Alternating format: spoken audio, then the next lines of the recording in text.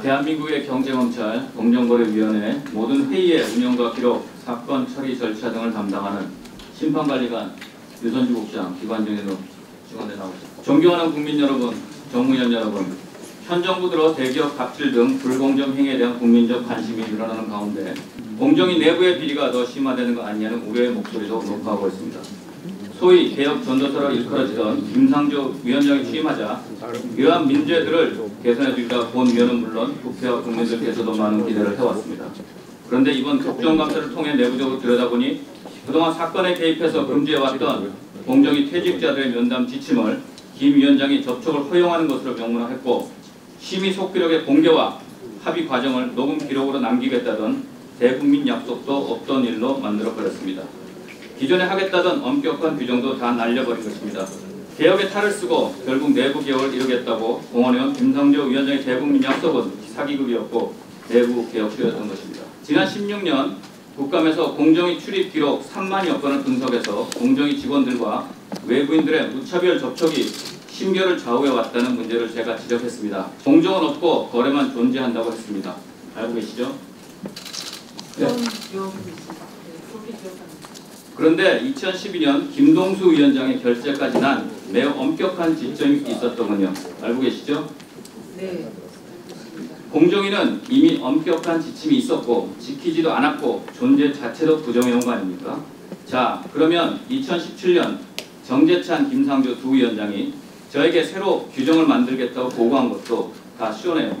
마치 새로운 개혁을 한 것처럼 국민도 국회도 속인 거 아닙니까?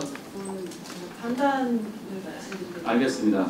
지난 7월 9일 경향신문은 회의록 지침을 공정위가 없애려 했다고 보도했습니다. 공정위는 그 당시 재빠르게 사실이 아니다라는 해명 보도를 냈었습니다. 국장님, 그 보도에 따르면 위원회 심리, 합의, 회의에 관한 지침이 존재했었다고 나와 있는데 이 지침이 존재했습니까? 예, 2015년 9월에 제가 제정을 제출했습니다. 존재했다는 얘기죠. 어떤 내용입니까? 간략하게 말씀하시죠. 주요 내용으로는 전원의 회의 의원들의 논의 구체적으로 기재하고 표결 결과를 회의록에 담고 녹음 기록을 남기는 그런 내용입니다. 알겠습니다. 공정위는 보도 내용이 사실과 다르다고 해명 보도까지 냈는데 당시의 보도 내용이 사실이었다는 거죠? 그죠? 보고받은 바에 의하면 일부 그런 회의들이 있었고 짧게. 예. 제가 판단하기로 이건 판단을 말씀드리겠습니다. 제가 그거를 짧게 하세요. 짧게. 네, 해지 시도가 있다고 저는 판단합니다. 알겠습니다. 공정위가 국민 앞에 심지어는 거짓 해명 보도까지 낸 겁니다. 그러면 공정위가 없애려 했던 그 지침 가지고 있습니까? 2018년 1월 달에 아니, 가지고 있습니까? 원본 가지고 있습니다. 그러면 당장 해당 자료 의원실로 제출하십시오. 요 증언 끝난 다음에. 네. 자, 지침을 폐기하는 시도가 있었다는 거 방금 전에 말씀해 주셨고요. 경제검찰이라고 하는 공정위 내부에 도대체 국민도 모르게 어떤 일들이, 어떤 시도들이, 어떤 은폐들이 있는 겁니까? 간략하게 얘기하십시오. 예, 저는 의견 청취 절차로 그런 기존의 간행을 공식적으로 투명하게 관리를 하고 그 간행으로 유지되던 면담을 금지하는 그런 내용으로 개정을 추진하고 있었습니다. 그때 위원장이 오시기 직전에 외부의 일꾼들이 의견 청취 절차를 서문화시키겠다.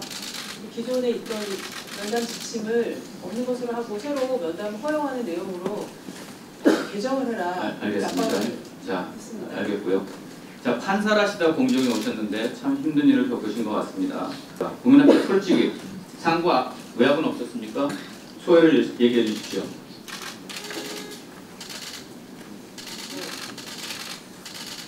국민 앞에 솔직하게, 이건 증언입니다. 솔직하게 얘기하시면 됩니다. 제가 법원에서 판사로 근무하는 공정위로 바로 보냈고 동시 법원에 오지 않은 그런 투명한 절차나 또 공정한 그런 결과 이런 것들로 처리가 되도록 노력을 기울여서 많은 제도를 개선했습니다. 그런 것들을 해오던 과정에 올해 4월 달부터 사무처장님이 저를 부르시더니 이곳은 준사법기관이 아니다. 제1신법원 기능하는 건 아니다. 잘못 알고 왔다. 이제 정보를 박탈할 테니까 받아들이든지 그 나머지는 알아서 생각하라는 취지로 명시적으로 저에게 지시한다 그렇게 말씀하셨고 과장들에게도 통 크게 쿨하게 받아들여라. 그래서 조용히 일 안 하고 있던지 나머지는 알아서 많이 배우신 분이 알아서 생각하라. 제 입으로 어떻게 그런 걸 말하느냐. 이런 식으로 계속 제 업무를 하나하나 박탈을 해왔고 배제를 했고 지시를 따르지 않았고 불복종을 했고 직원들마다 합상을 하도록 부추기고 방치를 했습니다. 이거를 지속적으로 내부에서 인간적인 방법으로 국내부에서 또 직상근자에게 해결을 해달라고 보호를 해달라고 정상화시켜달라고 계속 요청을 했습니다. 저는 외부에 어떤 그런 걸 알려듣지 않았습니다. 예. 누가 지시했습니까? 저는 사무처장, 부위원장, 상임위원들 이렇게 한 것으로 알고 있고 저한테 직접 하신 분들은 부위원장과 사무처장 원장님 지시한 건 없습니까? 그런데 원장님이 압박한 건 10월 없어요? 10일 날 저에게 급작스럽게 갑질을 했다면서 직무정지, 전면적인 모든 것을 정지하셨고 그 어떤 출장이나 결제나 지시보고도 받지 않을 것을 하셨습니다. 그러면서 그때 본인이 다 지시하셨다고 저는 말씀을 들은 것으로 기억하고 저는 그건 분명히 김상조 위원장이 지시하셨고 그 전부터 그러면 김상조 위원장이 다 지시하셨구나 그렇게 이해했습니다. 네, 정리해 주십시오. 존경하는 민병두 위원장님, 유선주 심판관리관은 지금 공정위 내부에 공정위 개혁을 막고 있는 세력이 있다는 사실을 국정감사장에서 증언한 것입니다. 오늘의 발언으로 인해 조금 전에 발표했지만 유선주 국장이 공정위라는 조직 내에서 또다시 피해를 당할 수 있을까 하는 우려가 큰 상황입니다.